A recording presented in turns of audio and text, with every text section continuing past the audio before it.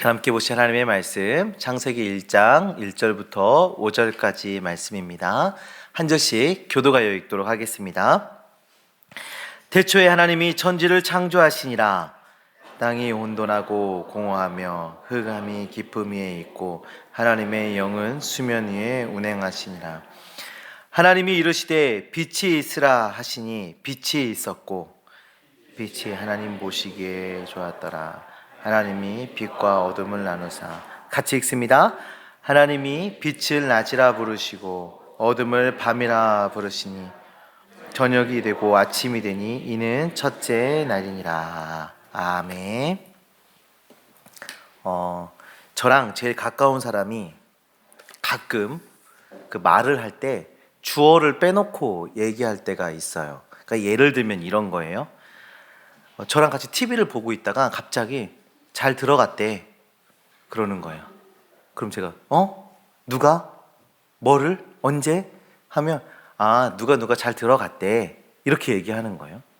또 가끔은 또 가만히 이러고 있다가 느닷없이 저한테 와서 한번 해볼까? 뭐를? 왜? 누가? 제가 이렇게 되는 거예요. 첫 번째 잘 들어갔대는요, 오늘 집에 놀러 왔던 손님이 안전하게 집에 잘 들어갔다고 방금 연락이 왔어 라는 말이에요. 두 번째로 해볼까? 이거는 최근에 아는 사람을 통해서 애들이랑 가면 좋은 곳이 있다고 하는데 그곳을 예약을 해볼까? 입니다. 아주 중요한 내용을 전달하기 아주 중요한 핵심적인 말들이 많이 빠져 있어요. 그 빠져 있는 것을 통해서 저는 굉장히 혼란스럽죠. 저는 이 가까운 사람을 매우 사랑합니다. 네. 근데 우리 인생에, 우리의 신앙에는 빼놓을 수 없는 아주 중요한 주어가 있습니다. 그 주어가 빠지는 순간 우리의 인생은 혼란스러워지고 답답해지게 되는데요. 그 주어는 바로 하나님입니다. 하나님. 우리의 삶을 돌아볼 때 하나님이 세상을 창조하시고 또 하나님이 말씀하시고 하나님께서 계획하시고 하나님이 이루신다라는 그 고백이 우리에게 빠지게 되면 우리는 혼란스럽고 답답해지게 되는 것입니다. 내가, 나로, 나에 의해서, 나 때문에로 살아갈 때가 너무나도 많이 있죠. 그렇게 살아가다가 한계에 다다랐을 때 이런 경험 해보시지 않았습니까? 왜 하나님 내 인생에 안 계시죠? 하나님 왜 나한테 이렇게 하시죠? 성도님들, 우리가 하나님이라는 이름을 찾는 그 순간은, 우리의 인생의 주어가 하나님이 되어야 하는 그 순간은 고통의 끝만이 아닙니다. 우리의 인생을 바라보는 모든 시각과 모든 시야 속에서 우리는 하나님이라는 이름을 찾아야 하는 것입니다. 사랑하는 성도님들, 오늘 우리가 읽은 이 성경의 말씀은 성경이 시작하는 첫 줄의 말씀입니다. 우리가 가장 많이 읽었던, 통독을 한다고 했을 때도 포기하지 않고 읽었던 그 본문 아니겠습니까? 그 첫 번째 구절은 우리에게 세상을 바라보는 그 시각을 제시해주고 있습니다. 이 하나님이 이 말씀을 통해서 우리의 인생의 주인 되시는구나를 깨닫게 하는 그 말씀이 우리에게 주어지고 있는 것이죠. 이 말씀을 통해서 하나님을 통해 세상을 바라보는 주님의 자녀들 되시기를 간절히 소망합니다. 자, 앞으로 우리는 몇 주간의 시간 동안에 이 창세기의 말씀을 보게 될 겁니다. 자, 그런 의미에서 우리가 약간의 창세기에 대한 정보들을 확인하고 넘어가도록 할 텐데요. 창세기의 저자는 누구일까요? 너무 쉬운 거라서 또 대답을 안 하세요. 네, 창세기의 저자는 누구죠? 모세예요. 모세. 하나님께서 모세를 통해서 기록하게 하신 책입니다. 우리가 이렇게 성경의 저자가 모세라고 하지만 이것은 하나님의 말씀이라고 우리가 고백하죠. 왜냐하면 하나님께서 이 모세를 통해서 성경을 기록하실 때 갑자기 어느 날 빙의를 하셔가지고 막 정신없는 상태에서 이렇게 글을 써 내려가게 하신 게 아니기 때문이에요.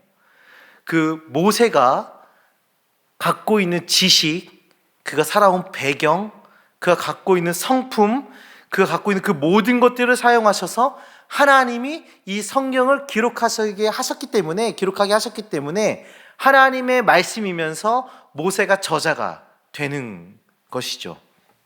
그리고 또 우리가 한 가지 더 기억해야 하는 것은, 생각해 봐야 하는 것은, 모세는 언제 이 성경을 썼냐라는 거예요. 사실 창세기의 이야기는 모세가 살았던 시대보다 한참 전의 이야기잖아요. 그럼 모세가 이걸 언제 썼는가 우리가 생각해 봐야 하는데, 이 창세기가 언제 어떤 의도로 기록했는가는 우리가 이 성경을 이해하는데 매우 중요한 요소가 됩니다. 많은 학자들은 공통적으로 광야의 기간 중에 그 이스라엘 백성들이 시내산 아래에서 한 2년 정도 머문 시기가 있거든요. 이때 쓰여졌을 것이다 라고 이야기들 합니다. 추정을 합니다. 바로의 궁전에서 모세가 왕자로 살아갔던 시절에 이 성경을 쓸 이유가 없었겠죠. 그렇죠?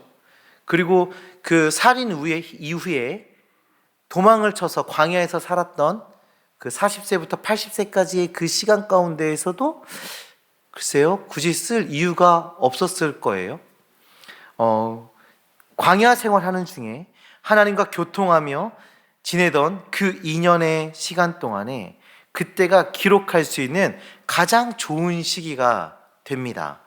이때 이 성경이 기록되었던 그때에, 광야에 있었던 그때에 이스라엘 백성들은 어떤 상황에 있었을까요? 오랜 시간 애굽의 노예로 살았어요.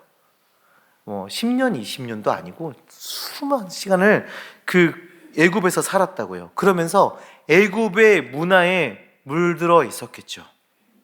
당시 열방 가운데 가장 강력한 군사력을 가지고 있고 가장 부를 자랑했으며 그 당시에 최첨단의 문화를 자랑했던 그 애굽에서 태어나서부터 지금까지 평생 살았던 사람들이에요. 애굽에 뿌리 깊게 박혀있던 물질 만능주의와 세상의 가치와 문화가 그들을 사로잡고 있었을 것입니다. 모세는 애굽 문화에 깊이 빠져있던 이 이스라엘 백성들에게 지금 이 성경을 쓰고 있는 것입니다. 한 신학자가 이렇게 말했어요. 저자가 이 책을 시작하는 것은 믿지 않는 사람들에게 변증하기 위함이 아니라 하나님을 믿고 따르는 자들에게 주님께 합당히 경배하고 찬양을 드리도록 하기 위함이다. 하나님을 알지 못하는 자들에게 쓴 것이 아니라 하나님을 알고 있던 그 이스라엘 백성들이, 또 하나님을 알고 있던 이 독자들이 하나님을 합당히 경배하고 찬양하기 위해서 쓴 것이다 라는 것입니다. 성도님들, 창세기의 이런 배경은 우리에게도 아주 중요한 말씀을 해주고 있어요. 이 책은 믿음이 없는 사람에게 주어진 책이 아니고 믿음의 눈으로 바라봐야 제대로 읽을 수 있는 책이다 라는 것이죠. 오늘날 우리 그 신약계에서는요, 하나님을 유일신으로 고백하지 않은 신학자들이 종종 많이 있습니다. 왜 그럴까요? 우리에게 주어진 이 말씀을 믿음의 눈으로 바라보지 못하고 받아들이지 못하기 때문이죠. 세상과 인생의 시작이 되는 이 말씀을 믿음의 눈으로 보지 못하기 때문에 하나님을 합당하게 예배하지 못하고 찬양하지 못하고, 더 나아가 유일하신 하나님을 고백하지 못하는 지경까지 이르게 되는 것입니다. 우리의 인생과 신앙의 전제가 되는 하나님의 말씀, 우리 다 같이 한 번 더 읽어보도록 하겠습니다. 창세기 1장 1절 말씀입니다. 다 같이 봅니다. 태초에 하나님이 천지를 창조하시니라. 아멘. 우리 신앙의 기본이 되고 전제가 되는 이 말씀, 이 첫 단어가 무엇인가요? 첫 단어?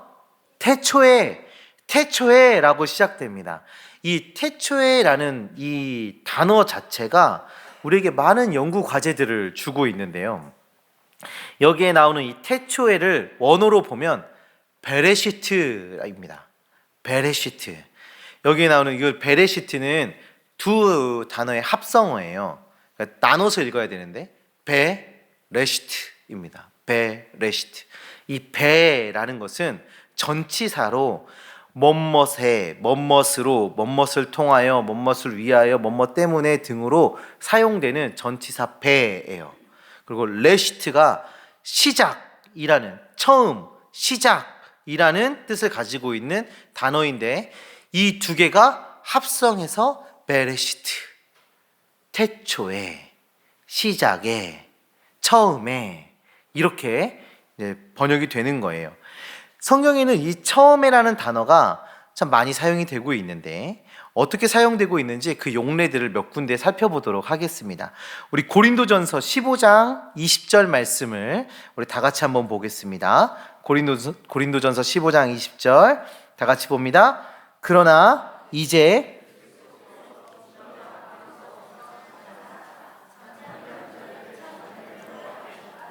아멘.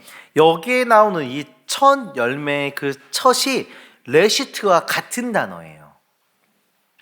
그리고 골로새서 1장 18절 말씀도 한번 볼까요? 그는 몸인 교회의 머리시라.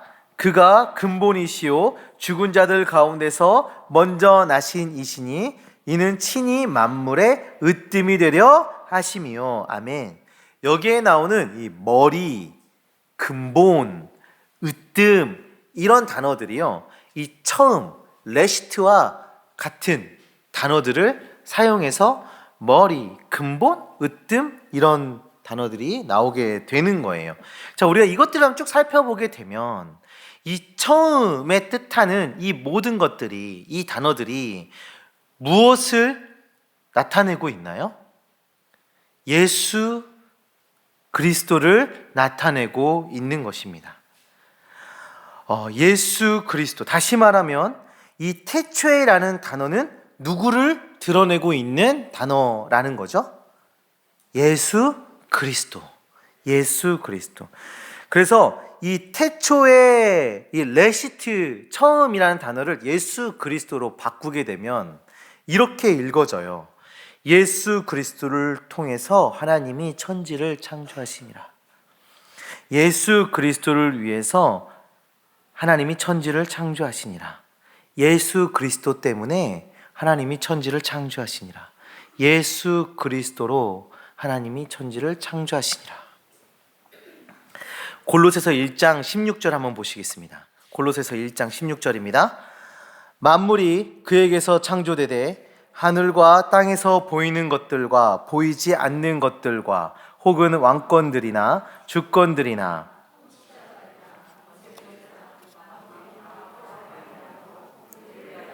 창조되었고, 아멘. 만물이 그에게서 창조되되, 만물이 다 그로 말미암고 그를 위하여 창조되었고, 이 말씀이 이 골로새서 1장 16절의 말씀에 창세기 1장 1절의 그 말씀을 담아내고 있는 것입니다. 세상의 모든 역사는 예수 그리스도를 통해서 시작되었다고 우리에게 선포해 주면서 성경이 시작되고 있는 것이죠. 이사야 선지자는 이렇게 말씀을 했어요. 이사야 46장 10절 말씀인데요. 내가 시초부터 종말을 알리며, 내가 시초부터 종말을 알리며, 놀라운 말씀이지 않습니까? 시초부터, 즉 태초에 무엇을 알려요? 종말을 알려요. 종말. 성도님들, 역사의 시작은 누구시라고요? 예수 그리스도. 역사의 시작은 예수 그리스도. 역사의 끝은 누구십니까? 예수 그리스도이십니다. 예수님께서는 이렇게 말씀하시기도 했어요. 요한계시록 22장 13절입니다. 우리 다 같이 보겠습니다. 나는 알파와 오메가요, 처음과 마지막이요, 시작과 마침이라. 예수님이 뭐라고 말씀하세요? 나는 알파와 오메가다. 나는 처음이고 마지막이다. 시작과 마침이다. 성도님들, 창세기 1장 1절의 말씀이 시작될 때는 하나님의 말씀은 우리에게 예수 그리스도를 통해서 이루어질 구원의 놀라운 은혜를 선포하고 있는 것입니다. 예수 그리스도로 시작되고 예수 그리스도로 끝나고 예수 그리스도의 그 구원을 담아내고 있는 말씀인 것이죠. 이 성경은 세상의 기원을 알리기 위한, 우리가 보는 이 성경은 세상의 기원을 알리기 위한 책이 아니에요. 역사책도 아닙니다. 이 성경은 도덕책도 아니고요, 경건서적도 아니에요. 하나님의 구원을 우리에게 선포하시는 책입니다. 하나님의 역사를 선포하시는 책이에요. 우리를 설득하기 위한 책도 아닙니다. 우리에게 하나님을 선포하고 있는 책이에요. 만물의 시작과 끝인 예수 그리스도로 시작해서 예수 그리스도로 끝납니다. 왜요? 우리를 구원해 주시기 위해서. 성경이 지금 그것을 선포하고 있는 거예요. 그 말씀이 태초에 라는 이 단어 안에 담겨지고 있는 것입니다. 자, 그럼 이어서 우리가 두 번째 단어도 한번 보겠습니다. 창세기 1장 1절, 태초에 하나님이 천지를 창조하시니라. 두 번째 단어는 무엇인가요? 너무 어렵죠? 두 번째 단어가 너무 어려워요. 어딨죠? 두 번째 단어는 하나님이에요. 하나님이 시작과 끝을 선포하시고 우리의 구원을 계획하시며 이루시는 그 분이 누구라고 말씀하고 계십니까? 하나님이십니다. 하나님. 이 사실은 우리에게 매우 중요한 도전을 줍니다. 우리가 세상을 바라보는 시각, 그 시선, 하나님의 시선과 시각으로 바라봐야 한다는 것을 우리에게 지금 말씀해 주고 있어요.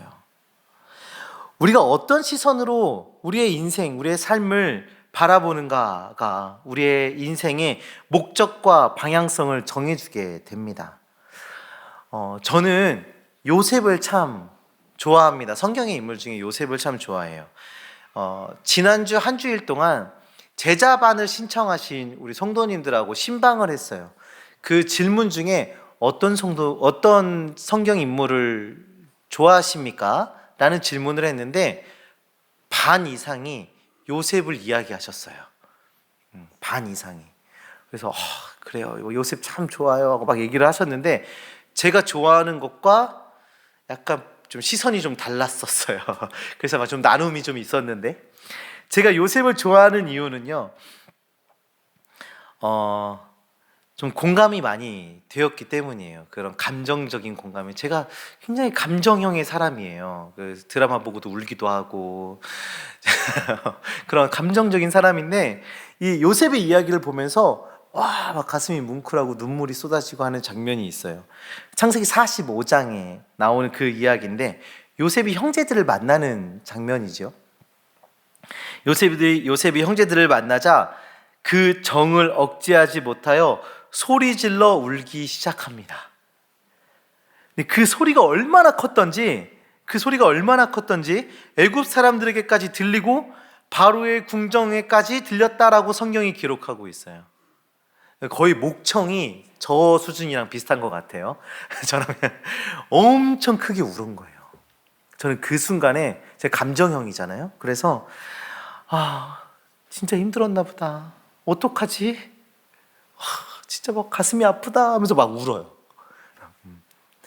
진짜 힘들었겠다, 견디기 힘들었겠다. 그동안 겪어왔던 그 배신감, 억울함, 그 슬픔, 외로움, 이거 정말 힘들었겠다 하고 생각하게 됩니다. 그런데 이때 요셉이 이런 말을 해요. 형제들에게 이런 말을 하는데, 45장 7절 말씀이에요. 우리 다 같이 한번 보겠습니다. 하나님이 큰 구원으로 당신들의 생명을 보존하고 나를 당신들보다 먼저 보내셨나요? 아멘. 이 말씀의 첫 단어가 뭐로 시작되나요? 하나님이. 형제들이 나를 팔고 내가 노예로 살아가고 억울한 일을 당하고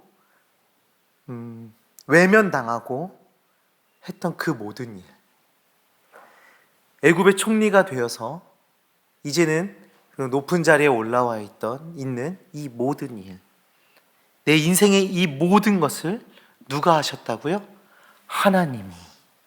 하나님이 하신 일입니다 하고 고백하고 있는 거예요. 이전에는 배신감이었고 억울함이었고 좌절감이었어요. 그런데 이 모든 것이 하나님이 하셨습니다. 그리고 어쩌다가 얻은 행운과 같고 인생 역전의 찬스와 같았던 그 일도 하나님이 하셨습니다 고백하고 있는 거예요. 그의 시선과 그의 시각이 하나님으로부터 시작되고 있는 것이죠. 성도님들, 하나님이 하셨습니다. 우리의 인생 하나님이 하셨습니다. 이 세상이 시작되는 그 순간부터 하나님이 하셨습니다. 세상을 하나님의 뜻대로 창조하셨습니다. 그리고 창조의 순간에 종말을 선포하셨습니다. 우리를 사랑하셔서 우리를 구원하시기 위해서, 우리와 함께 하시기 위해서 하나님이 이 모든 일들을 이루셨습니다. 많은 성도님들이 말씀하시더라고요. 하나님의 역사하심과 응답하심을 알 수 없지만 뒤를 돌아보니 다 하나님이 응답하셨습니다. 지금 우리가 막 살아가는 이 순간에는, 우리가 하나님께 기도하면서 살아가는 이 순간에는 왜 이렇게 응답도 없으시고, 왜 이렇게 하나님 아무것도 대답 안 하시고 아무것도 이루어주지 않으시고 하면서 투덜투덜 이렇게 살아갔는데, 딱 돌아보니 완벽하게 이루셨습니다 하고 고백되어지게 되더라고요 라고 성도님들이 저한테 고백을 많이 하시더라고요. 성도님들, 지금 우리가 끝모를 암울한 인생의 터널에 있을 수 있습니다. 그런데 성경이 우리에게 선포하고 있어요. 하나님이 우리의 모든 역사를 이루신다 말씀하고 계십니다. 세상의 시작과 끝을 우리 하나님이 이루고 계십니다. 왜 이루고 계신다고요? 왜 시작과 끝을 이루고 계시고 우리와 지금도 함께하고 계시고 왜 지금도 우리 가운데 역사하고 계신다고요? 우리를 구원해 주시기 위해서, 우리를 사랑하시기 때문에. 하나님이 이전에도 지금도 앞으로도 역사하고 계십니다.